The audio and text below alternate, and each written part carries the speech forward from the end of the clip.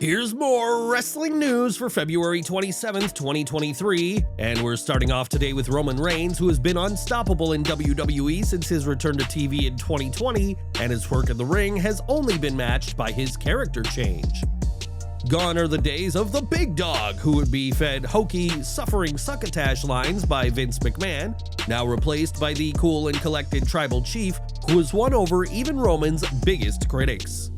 Reigns' heel run has seen some of WWE's best storytelling, including the angle with Sami Zayn in the Bloodline, but Vince Russo is not a fan.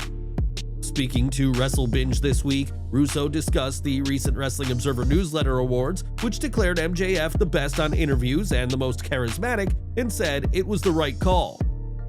And Roman, bro, I'm a huge fan of Roman Reigns, but he really is one-dimensional. There's not too much range there. MJF has range.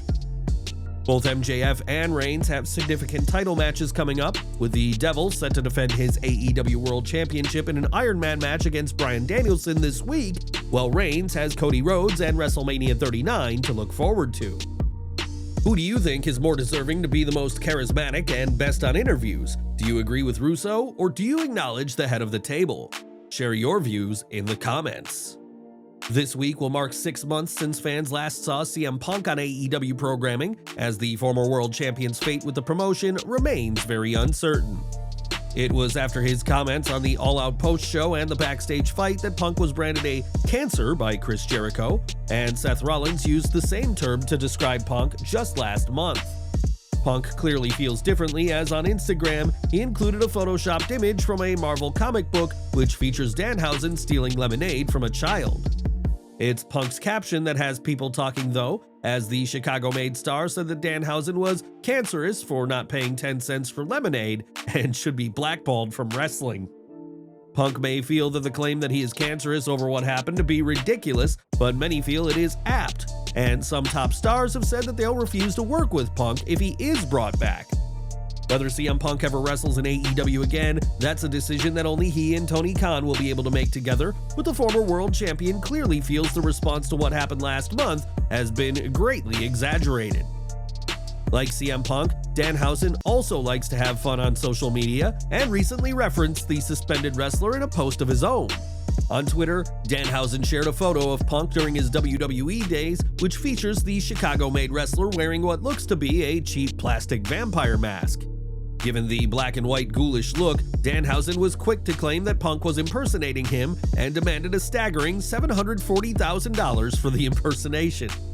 This isn't the first time we've seen Danhausen reference Punk online, and it likely won't be the last, but whether we see the two in the ring again is still difficult to say.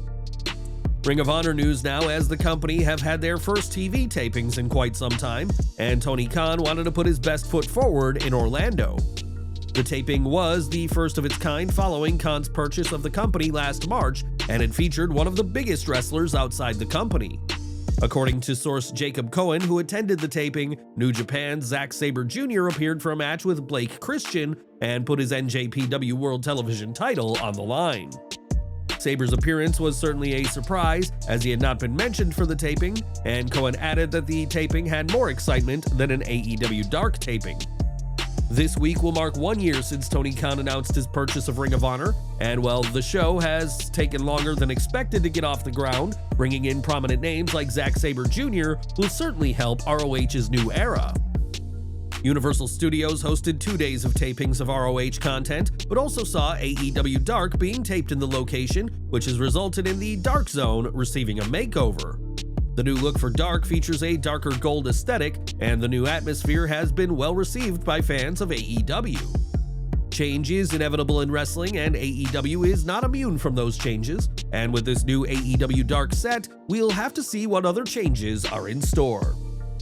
It was in 2020 that WWE decided to make WrestleMania into a 2-night event, which has allowed more superstars the chance to appear at the biggest stage of them all. Of course, what is WrestleMania without celebrity involvement, as there have been countless celebs who have had matches, ranging from Johnny Knoxville to Bad Bunny to Floyd Mayweather. WrestleMania is also the time when legends from the past make their return, but as Wrestling News explained on their premium Patreon, there is some resentment from the full-time roster. There's also some unhappiness about some of the slots on the show being used by legends and celebrities. Obviously, things could change, but those we spoke to were not happy about not being involved in the company's biggest show of the year in Los Angeles. For every non-wrestler or legend of the past who gets a match at WrestleMania, that means there is someone who's been working on TV and live events who don't get a chance to shine on WWE's biggest stage of the year. Right now, the only celebrity expected to compete this April is Logan Paul, who, to his credit, has proven himself in the ring. And do you think WrestleMania has leaned too heavily into celebrities and part-timers? Or are things fine the way they are? One full-time WWE superstar who will be competing this April is Bianca Belair, who will defend her Raw Women's Championship against the new and rejuvenated Asuka. The Empress of Tomorrow earned a title match with her victory inside the Elimination Chamber, but this isn't the match WWE originally had in mind. That's according to Fightful Select, who report that WWE had a much different opponent planned for Belair at the biggest show of the year. Bianca Belair vs. Charlotte Flair, WrestleMania. Ronda Rousey's creative adjustments also caused some adjustments to this match.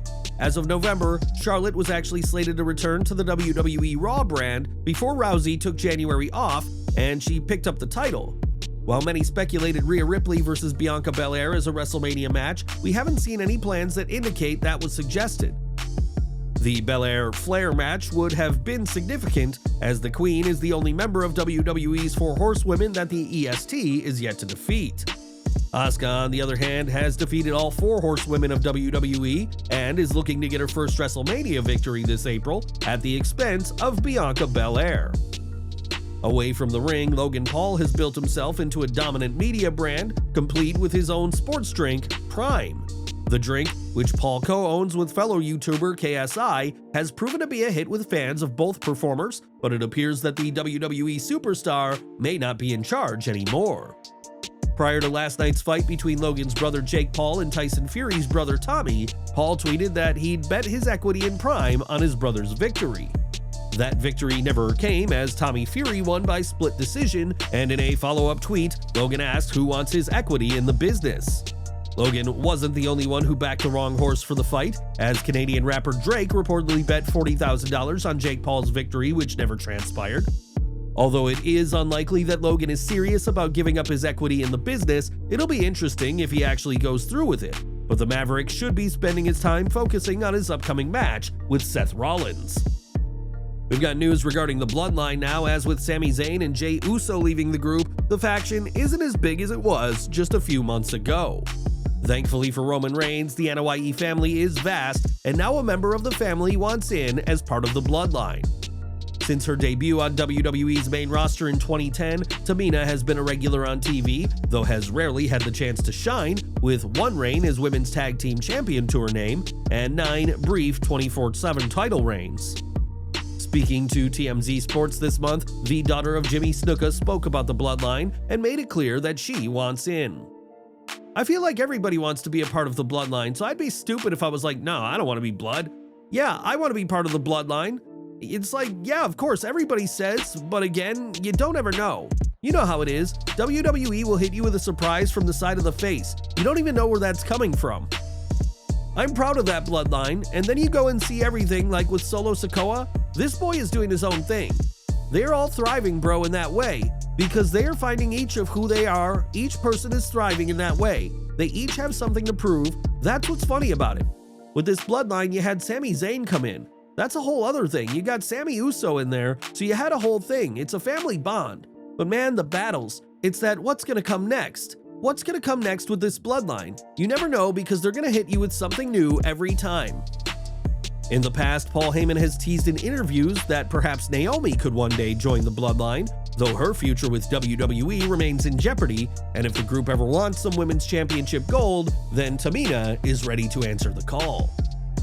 In 2007, the actions of Chris Benoit forever stained his career and was one of the most damning events to the public perception of professional wrestling. In the 15 years since, WWE has understandably avoided referencing the man who murdered his wife and son, despite his accolades in the ring across various promotions. Given that WWE has avoided mentioning Benoit, fans were surprised to see his name trending on Twitter this week, and it's all because of an interview that has gone viral. In an interview with The Miz, the A-lister recalled his early days in WWE and being kicked out of the locker room for spilling crumbs on a wrestler's bag. While not named in the video, it is known that the wrestler in question was Benoit, and The Miz would be forced to change in the janitor's closet or the public bathrooms at arenas that would be used by fans. This humiliation would go on for months until The Undertaker made the decision that The Miz could be allowed to change with the guys again, but The Miz would continue to face hazing by the likes of JBL. Despite this bullying, The Miz refused to quit and has gone on to become one of WWE's most successful stars of the past 2 decades, while Benoit's name will never be mentioned on WWE TV again.